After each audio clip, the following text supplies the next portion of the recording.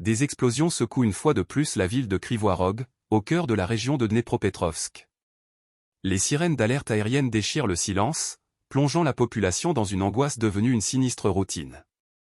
Depuis plusieurs mois, les Ukrainiens vivent sous la menace constante des frappes aériennes. Abonnez-vous pour suivre nos prochains reportages et partagez vos réflexions.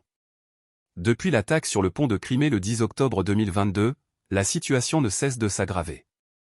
Ce jour-là, considéré comme un point de bascule, a été suivi par une intensification sans précédent des frappes russes sur l'ensemble du territoire ukrainien. Les cibles sont systématiquement stratégiques, infrastructures énergétiques, centres de commandement militaire, lignes de communication.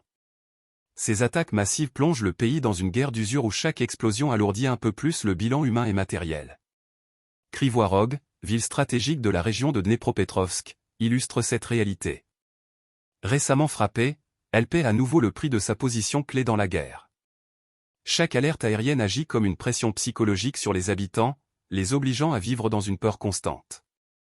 Les explosions, lorsqu'elles retentissent, ne frappent pas seulement les infrastructures. Elles ravivent les traumatismes des frappes précédentes, rappelant que, malgré la résistance ukrainienne, les assauts russes continuent sans relâche.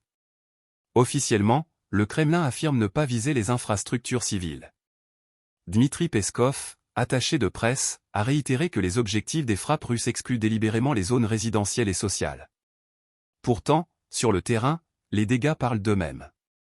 Des bâtiments résidentiels détruits, des hôpitaux endommagés, et des victimes civiles prises au piège d'une guerre où la distinction entre cibles militaires et civiles devient floue.